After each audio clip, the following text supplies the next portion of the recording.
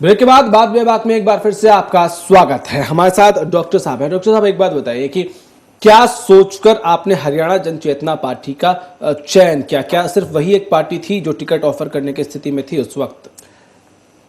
25 तारीख हो चुकी थी, 27 नामांकन का आखिरी दिन था। 24 तारीख रात 9:30 बजे तक मैं मुख्यमंत्री आवास में था दिल्ली में, और दीपेंद्र हुड्डा और मुख्यमंत्री जी के साथ था। ये वक्त ही नहीं था कि हम सोचें हम क्या करें क्या ना करें। आके मैंने कार्यकर्ताओं से मीटिंग की और चुनाव लड़ने का फैसला किया। और ये ठीक है, आपने कहा कि मुख्यमंत्री जी दीपेंद्र हुड्डा दोनों थे आपके साथ, तो क्या जो बातें उस वक्त चल रही थी कि कांग्रेस में दो धड़े बट गए हैं या कई अलग अलग धड़े बट गए हैं टिकट्स के बंटवारे पर, तो क्या ये सच था? क्या ऐसा कुछ खींचतान ऐसी चल रही थी? मुझे इसके बारे में कुछ नहीं मालूम। मैं तो सिर्फ अपनी टिकट। डॉक्टर साहब, ये बात बेबाक है। हाँ। चाहेंगे क्या बेबाकी से जवाब दें? मैं बिल्कुल बेबाकी से जवाब देता हूं। मुझे कुछ नहीं पता कि धड़े थे या नहीं थे, क्या था। सीएम साहब आपकी टिकट के लिए मुझे पैरवी कर रहे थे? हैं? सीएम साहब आपकी टिकट के लिए पैरवी कर रहे थे? मुझे ऐसा लगता है कि शायद वो कर रहे होंगे।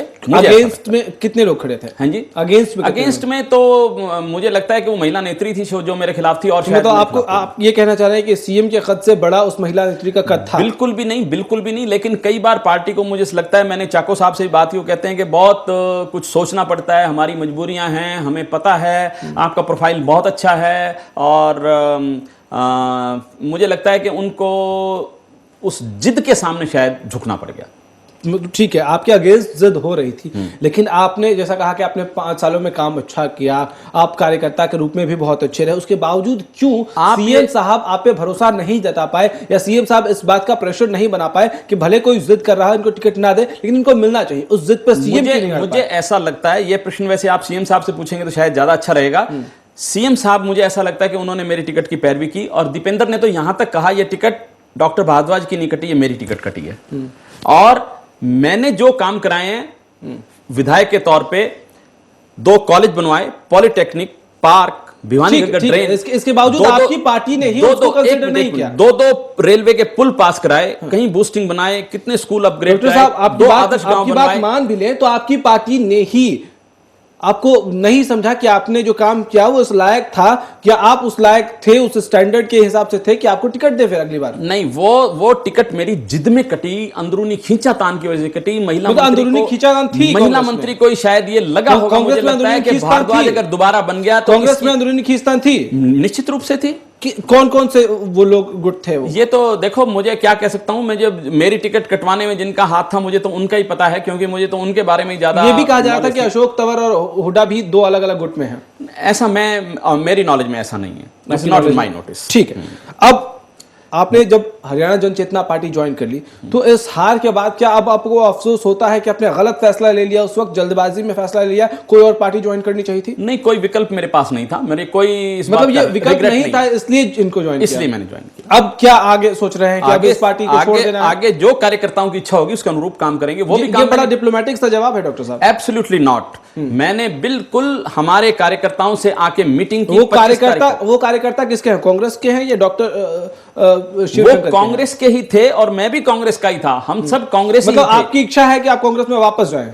नहीं, ऐसा तो देखो परिस्थितियों पे निर्भर करता है। अपार संभावनाएं राजनीति में होती हैं, कौन से दल में जाएंगे, क्या करेंगे, क्या नहीं करेंगे, भविष्य की बात है, और सही समय आने पे सही निर्णय हम लेंगे। हरियाणा जनचेतना पार्टी अपनी एक सीट भी जीतने में कामयाब नहीं रही है। खुद आपके जो अध्यक्ष है वो अपनी सीट भी तक नहीं बचा पाए। ऐसे में क्या उम्मीद करें कि बीजेपी के बढ़ते कद के सामने अब बाकी जो खासकर जो रीजनल इस तरह से छोटी पार्टियां रही, हलोपा है, हजका के भी सिर्फ 2 सीटें आई हैं, गोपाल कांडा खुद हार गए, तो अब इन पार्टियों का वजूद नहीं बचा।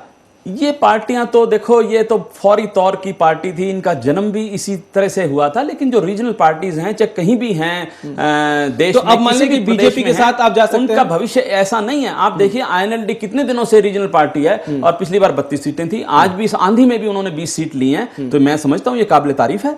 और भिवानी जिले से ही उनके कितने लोग जीत के आए हैं। डॉक्टर शिवशंकर को अगर विकल्प मिले तो किस पार्टी को इस वक्त ऑप्ट करना चाहेंगे? क्योंकि आपके रिएक्शन से, एक्सप्रेशन से, बॉडी लैंग्वेज से ऐसा लग रहा है कि आप हरियाणा जनचेतना पार्टी के साथ बहुत खुश नहीं हैं। नहीं, ये जो हमारे कार्यकर्ता फैसला लेंगे, अभी तो it is too early to say anything about आपके हिसाब से क्या हम ये भी देख सकते हैं आने वाले दिनों में कि हरियाणा जन चेतना पार्टी का विलय हो जाए बीजेपी के साथ?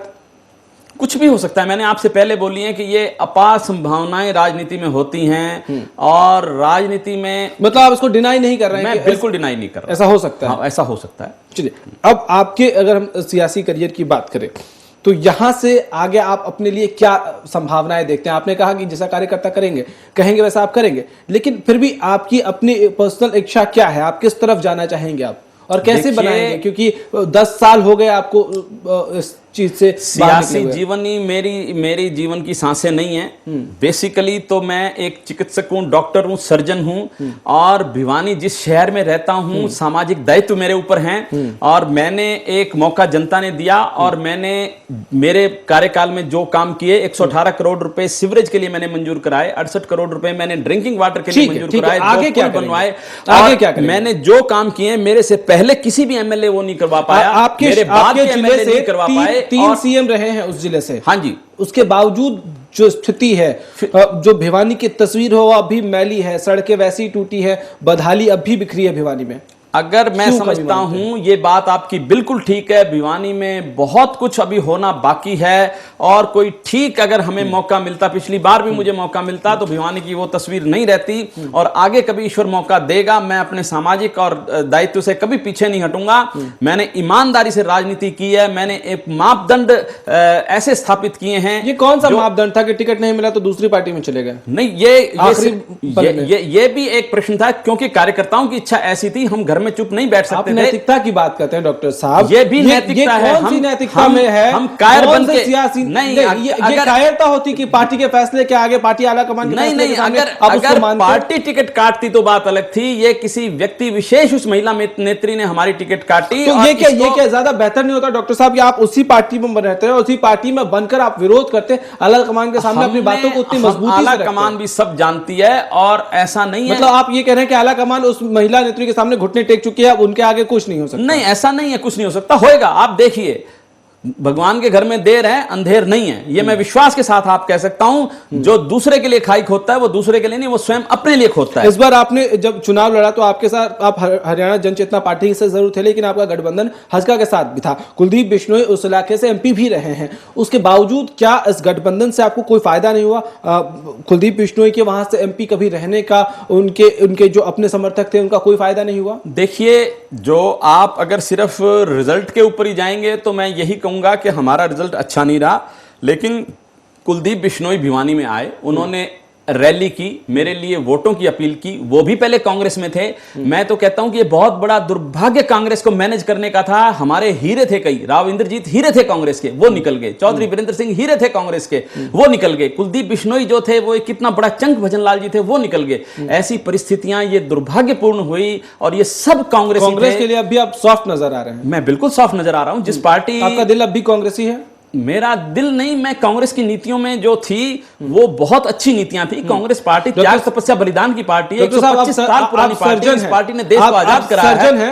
कांग्रेस की स्थिति इस वक्त जो है पूरे देश में किसी बीमारू पार्टी की तरह, आप खुद सर्जन है, आपको अगर कहा जाए सर्जरी करने के लिए तो कौन सा पार्ट आप काट कर निकालना चाहेंगे? साहब, मैं सच बताता हूं, अगर मुझे मौका मिले, आप मुझे अध्यक्ष बनाए पार्टी का, मैं तस्वीर बदल दूंगा हरियाणा में। क्या बात आप करते हैं?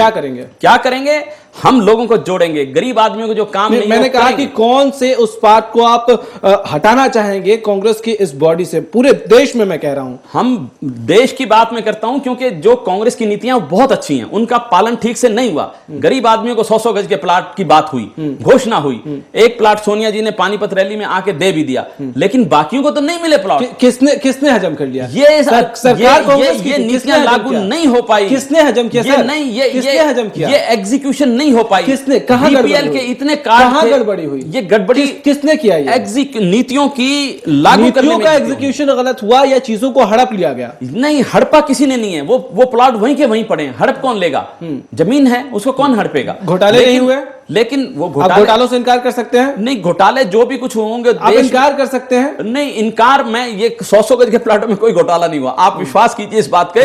लेकिन वो लोगों तक आज तक नहीं मिले। आप देखिए कितने साल हो गए हैं। बीपीएल की जो बातें थी वो काली कट के, किसकी गलती? ये गलतियां, ये मैं सच बताऊं, ये गलतियां थी जो कांग्रेस के विधायकों की, कांग्रेस के मंत्रियों की, कांग्रेस की सरकार की। आप मोटे तौर पे ये भी कह सकते हैं मुख्यमंत्री की, सभी की हम सब उसके लिए जिम्मेवार हैं। और ये नीतियां अगर ठीक, ये क्या हार के बाद ये चीजें समझ में आ रही हैं? नहीं नहीं, पहले भी मैंने हमेशा पार्टी के लेवल पे कोई ऐसा मौका नहीं है जब मैंने ये बातें ना उठाई हूं। आप कोई मेरी भाषण देख लीजिए, जब मैंने भिवानी हल्के तो मतलब ये मान लें कि पार्टी जो है अपने जमीन से जुड़े कार्यकर्ताओं की बातों को सुनती ही नहीं है? नहीं, सुनती भी है। बहुत सी बातें हैं जो सुनी भी हैं, पर बहुत सी ऐसी भी हैं जो सुन के भी अनसुनी। 10 साल तक कांग्रेस की सरकार रही और उस 10 साल के पहले 5 साल आप विधायक भी रहे। 10 सालों के कार्यकाल में आपको क्या लगता है कि सबसे बड़ी कमियां कहां रह गई, जहां अगर कांग्रेस काम करती तो शायद नतीजे इस चुनाव में, लोकसभा चुनाव में, हरियाणा में खासकर बेहतर हो सकते थे? मैं बिल्कुल ये मानता हूं कि नीतियां अच्छी थी, लेकिन उन नीतियों का पालन ठीक से नहीं हो पाया। मेरे 5 साल नहीं हो पाया डॉक्टर साहब? मेरे 5 साल के कार्यकाल में जो काम मैंने करवाए थे, आप देखिए वो अद्वितीय काम थे। 10 साल तक कांग्रेस का शासनकाल रहा डॉक्टर साहब, और उसके बावजूद जनता ने नकार दिया। क्या एंटी इनकम्बेंसी फैक्टर जो था कांग्रेस के खिलाफ, वो कांग्रेस छोड़ने के बावजूद आपका पीछा करता रहा? नहीं नहीं, उस वक्त भी जब कांग्रेस में था तब भी मैंने ये बातें हमेशा उठाई हैं कि जैसे खाद्य सुरक्षा अधिनियम है, ये बीपीएल कार्ड है, ये मनरेगा है। ये किसकी गलती है डॉक्टर साहब? ये गलती मैं देखो, स्पेसिफिक पूछ रहा हूं, बात बेबाक है, बेबाकी से जरा जवाब दीजिए। बेबाकी से गलती है? मैं बेबाकी से ही आपको, किसकी गलती है? ये एग्जीक्यूशन के जो मशीनरी है, ये अधिकारियों की गलती है? अधिकारी भी इसमें शामिल हैं। अधिकारियों को देखने की जिम्मेदारी क्या नेताओं और मंत्रियों की नहीं है? बिल्कुल है। कौन कौन से मंत्री आपको लगता है इसमें दोषी हैं? नहीं, मैं तो ये बता सकता हूं कुछ मंत्री बहुत अच्छे रहे, उन्होंने अपना काम बहुत अच्छे किया। जैसे रणदीप सुरजेवाला जी हैं, बड़ा अच्छा काम किया। फाइनेंस मिनिस्टर अच्छा मत बताइए, बहुत अच्छा काम किया। कांग्रेस का हाल बहुत बुरा हुआ है। क्या आप मानते हैं कि कांग्रेस के मुख्यमंत्री, कांग्रेस के विधायक, कांग्रेस के मंत्री नाकाम रहे 10 साल में? नहीं, ऐसा नाकाम ऐसी बात नहीं है। कोई भी ऐसा नहीं है कि सारी उम्र जो भी है, ये कालचक्र है। मैंने वो वक्त भी नाकामयाबी रही। आपने कहा नीतियां अच्छी थी लेकिन एग्जीक्यूट नहीं कर पाए। एग्जीक्यूट करना कांग्रेस के नेताओं का काम था, मंत्रियों का काम था। उम्र कोई भी नहीं रह सकता। चौधरी बंसीलाल का समय था, वो था। उसके बाद भजनलाल का समय आया, फिर चौधरी देवीलाल नाकाम रही 10 साल में। हुड्डा साहब का भी नाकाम होगी कांग्रेस। ये कालचक्र है, ये कांग्रेस नाकाम होगी सर? नहीं, कुछ जगह तो नाकामयाब हुई है, तभी ये। चलिए, वक्त इतने ही की इजाजत था। बहुत बहुत शुक्रिया आपका हमारे साथ जुड़ने के लिए। तो आज हमारे साथ डॉक्टर शिवशंकर भारद्वाज जी थे। पहले कांग्रेस में रहे, उस वक्त विधायक थे 2005 से 2009 तक भिवानी में। लेकिन काल चक्र की जो बात कर रहे थे, समय बदला, इन्होंने कहा षड्यंत्र हुआ। इन्होंने 2009 का चुनाव हार गए, 2014 में टिकट काट दी गई, और इनका आरोप है कि कांग्रेस की कोई महिला नेत्री हैं जो कांग्रेस की मंत्री भी रही हैं, वो षड्यंत्र करती रही हैं, अब भी कर रही हैं। फिलहाल बात बेबाक में इतना ही। अगले हफ्ते फिर किसी मेहमान के साथ होगी बात बेबाक। तब तक दीजिए इजाजत। नमस्कार।